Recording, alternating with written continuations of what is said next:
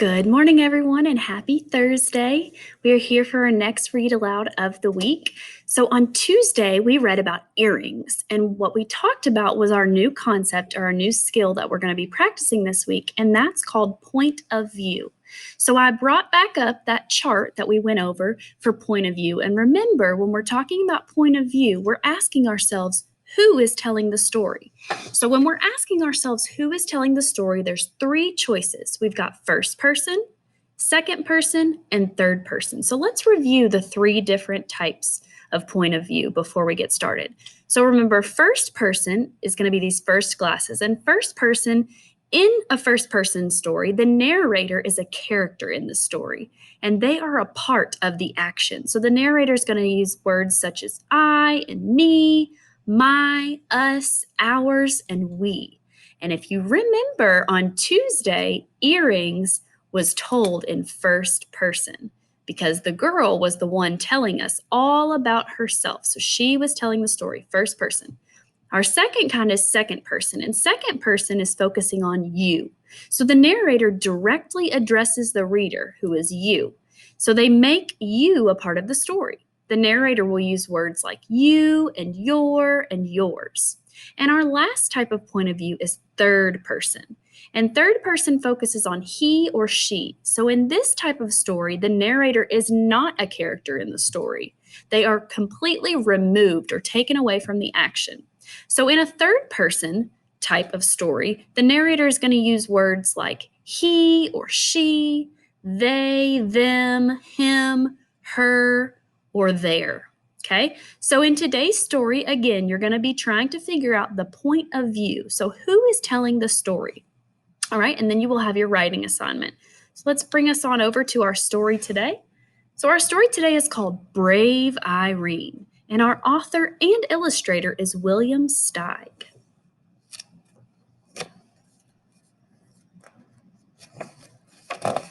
Brave Irene. Mrs. Bobbin, the dressmaker, was tired and had a bad headache, but she still managed to sew the last stitches in the gown she was making. "It's the most beautiful dress in the whole world," said her daughter. "The Duchess will love it." "It is nice," her mother admitted, "but, Dumpling, it's for tonight's ball, and I don't have the strength to bring it. I feel sick." So I want you to look carefully at the different things in the background. Have you ever seen this before? You ever seen something that looks like that? What do you think that tells us about when this story takes place? Think about the setting. Do you think this story takes place now, in the future, or in the past?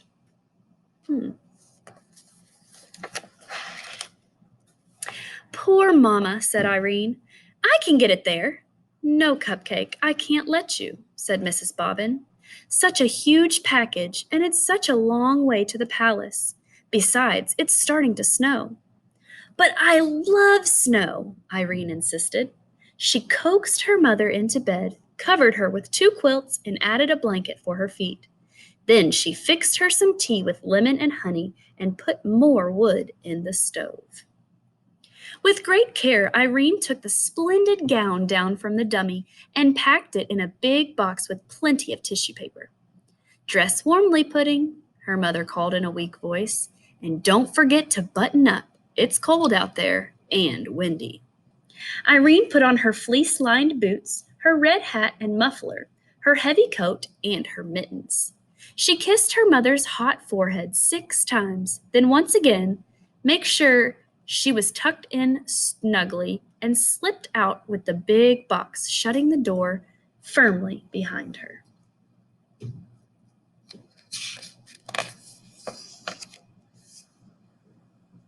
It really was cold outside, very cold.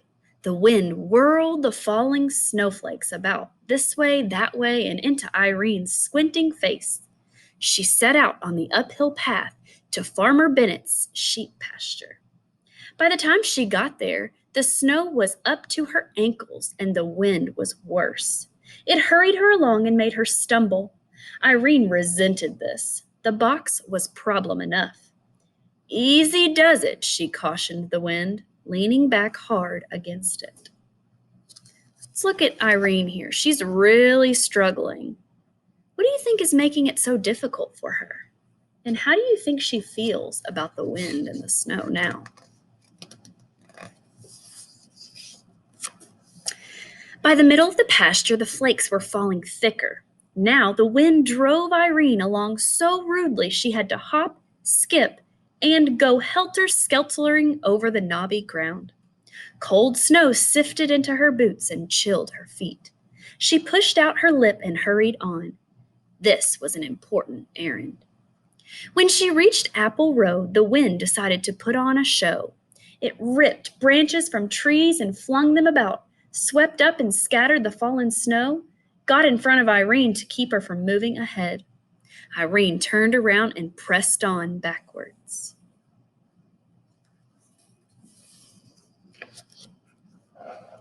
Go home, the wind squalled. Irene, go home.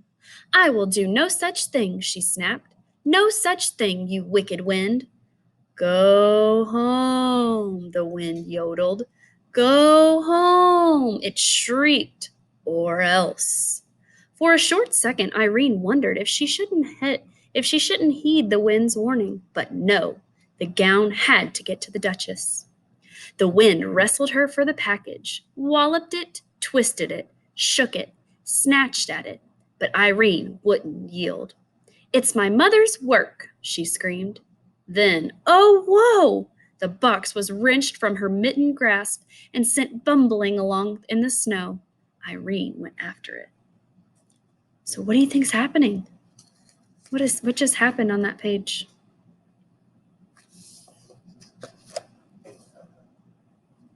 She pounced and took hold, but the ill-tempered wind ripped the box open. The ball gown flounced out and went waltzing through the powdered air with tissue paper attendants. Irene clung to the empty box and watched the beautiful gown disappear. How could anything so terribly wrong be allowed to happen? Tears froze on her lashes. Her dear mother's hard work, all those days of measuring, cutting, pinning, stitching, for this? And the poor Duchess! Irene decided she would have to trudge on with just the box and explain everything in person.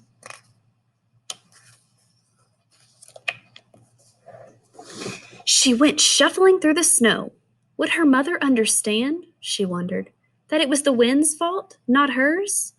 Would the Duchess be angry? The wind was howling like a wild animal. Suddenly, Irene stepped in a hole and fell over with a twisted ankle. She blamed it on the wind. Keep quiet, she scolded. You've done enough damage already. You've spoiled everything, everything. The wind swallowed up her words. She sat in the snow in great pain, afraid she wouldn't be able to go on. But she managed to get to her feet and start moving. It hurt. Home, where she longed to be, where she and her mother could be warm together, was far behind. It's got to be closer to the palace, she thought. But where any place was in all this snow, she couldn't be sure.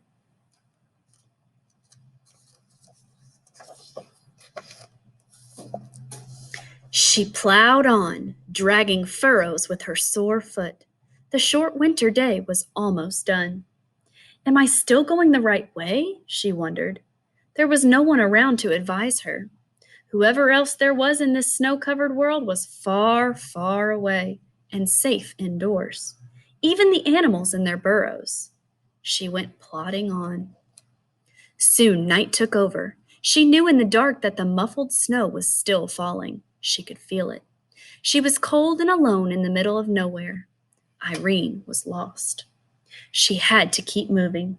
She was hoping she'd come to a house, any house at all, and be taken in. She badly needed to be in someone's arms. The snow was above her knees now. She shoved her way through it, clutching the empty box. So let's look at how she's holding the box. What do you think clutching means? What do you think the word clutching means? Are you still thinking about whose point of view the story is being told in? Remember, first, second, or third?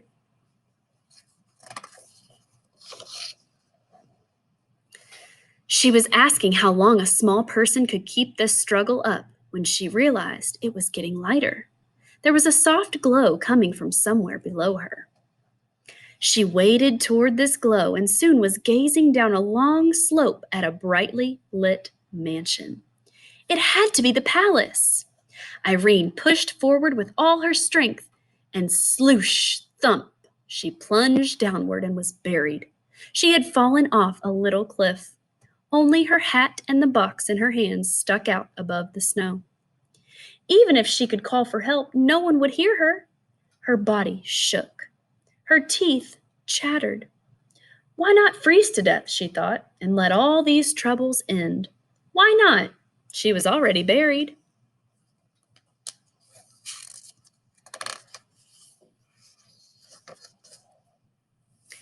And never see her mother's face again? Her good mother who smelled like fresh baked bread? In an explosion of fury, she flung her body about to free herself and was finally able to climb up on her knees and look around. How to get down to that glittering palace? As soon as she raised the question, she had the answer. So let's pause here for a second. Why do you think Irene keeps going? All these bad things are happening to her, but why does she keep moving forward? Why does she keep going on instead of giving up? She laid the box down and climbed aboard, but it pressed into the snow and stuck. She tried again, and this time, instead of climbing on, she leaped. The box shot forward like a sled. The wind raced after Irene, but couldn't keep up. In a moment, she would be with people again, inside where it's warm. The sled slowed and jerked to a stop on paving stones. The time had come to break the bad news to the Duchess. With the empty box clasped to her chest, Irene strode nervously toward the palace. What do you guys think is going to happen when she gets there?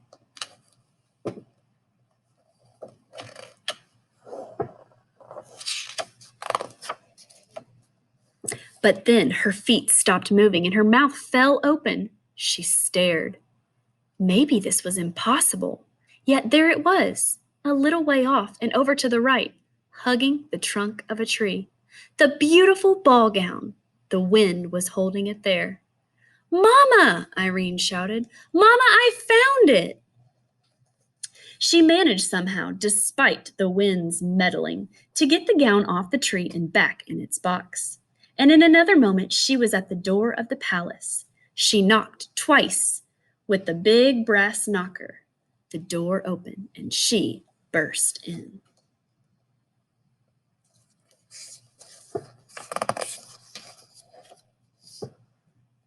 She was welcomed by cheering servants and a delirious duchess.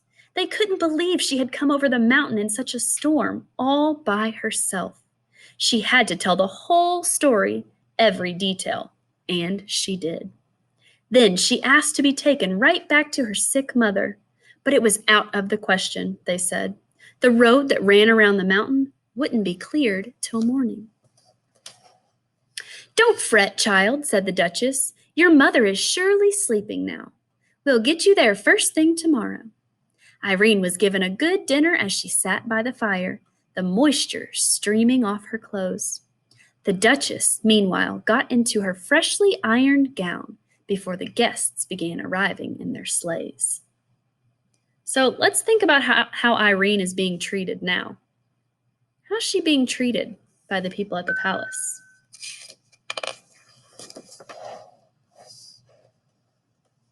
What a wonderful ball it was! The Duchess in her new gown was like a bright star in the sky. Irene in her ordinary dress was radiant. She was swept up into dances by handsome aristocrats who kept her feet off the floor to spare her ankle.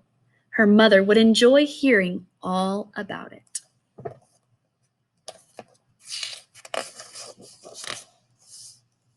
Early the next morning, when snow had long since ceased falling, Mrs. Bobbin woke from a good night's sleep feeling much improved.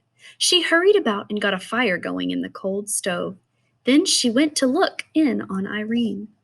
But Irene's bed was empty. She ran to the window and gazed at the white landscape. No one out there. Snow powder fell from the branch of a tree. "Where is my child?" Mrs. Bobbin cried. She whipped on her coat to go out and find her. When she pulled the door open, a wall of drift faced her, but peering over it, she could see a horse-drawn sleigh hastening up the path. And seated on the sleigh, between two large footmen, was Irene herself, asleep but smiling. Would you like to hear the rest?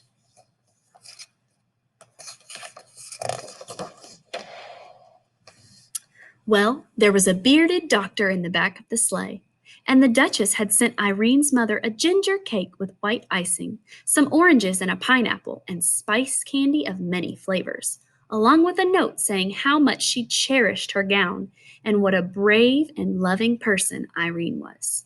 Which, of course, Mrs. Bobbin knew better than the Duchess. And that is the end of our story today. So we're going to head on back over to our writing assignment here. We're going to go over it together. Now, think for a second about the point of view of that story. Look very closely at the glasses and see if you recognize any words that you heard a lot in that story. Did you hear the word me? Did you hear the word you? Or did you hear the words he and she? Which one of those did you hear a lot in the story? That's going to help you when you have to complete your writing assignment. All right, so on slide number 3 is where you're going to complete your writing assignment. So the first part says type one sentence from the story that shows which point of view the story is told from.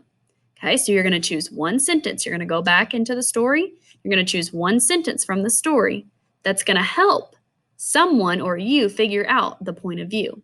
Now, in the second box, it says, how does this sentence help you identify the point of view? So, if you've done your writing assignment for Tuesday, the questions are very similar to that writing assignment. They just now go with the story Brave Irene. All right, so first box, you're just going to copy one sentence from the story that helps you to know what point of view it is. And the second box, you're going to describe to me how that sentence that you chose tells you which point of view the story is told from. All right, good luck. If you need to go back and watch the video, feel free to do that. If you need help, just send me a message and I would be glad to help you. If not, great job today, and I will see you guys next week for another story.